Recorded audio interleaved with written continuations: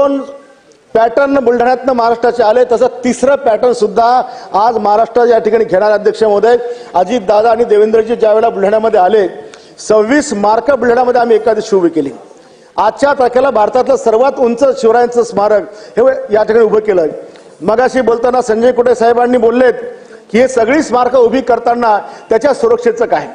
अध्यक्ष महोदय, बुलढाण्यातल्या स्मारकांमध्ये शिवरायांच्या कपाळात, शिवरायांच्या टोपामध्ये बुलेट कॅमेरा, महात्मा फुलेंच्या पगडीमध्ये कॅमेरा, बाळासाहेबांच्या चष्म्यामध्ये कॅमेरा आणि सगळ्या स्मारकांवर कॅमेरे आणि जे प्रवेशद्वार उभे त्याच्यावर थर्मल स्कॅनर कॅमेरे की जे गाडीमध्ये आत काय येतं त्याचा फोटो स्कॅन करून 30 सेकंदामध्ये वॉर रूमला जाईल ही व्यवस्था. आणि जेवढी स्मारकं केली त्या प्रत्येक समाजाच्या स्मारकांच्या समित्या करून त्या ती स्मारकं त्या समित्यांच्या स्वाधीन केलेली आहे.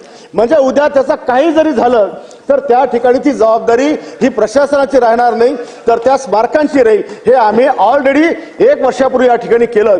आम्ही कोणत्याही स्मारकाच्या पुतळ्याला शिडी ठेवलेली अध्यक्ष महोदय की जेणेकरून कोणी जाईल आणि विटंबना करेल. आम्ही हायड्रोलिक मॉडेल ठेवले. हायड्रोलिक मॉडेलवर चढायचं, 4 लोकांनी वर जायचं, पूजा अर्चना करायची, हायड्रोलिक मॉडेल खाली लॉक केलं जाईल आणि तिथे पुन्हा कोणी जाणार नाही. प्रत्येक पुतळ्याची पूजा ही पुण्यतिथी जयंतीला होते अध्यक्ष महोदय. आमच्या शहरातल्या प्रत्येक पुतळ्याची पूजा सूर्याची किरण त्या पुतळ्याच्या चरणाला स्पर्श करण्यापूर्वी आमच्या इथली पुतळ्याची पूजा त्या ठिकाणी होते.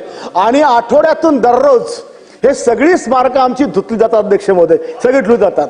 त्याच्यामुळे जे स्मारकांच्या सुरक्षेचा जो विषय या ठिकाणी उपस्थित केला, आम्ही एक चांगला आदर्श त्या ठिकाणी घडवण्याचा अध्यक्ष महोदय प्रयत्न त्या ठिकाणी केला.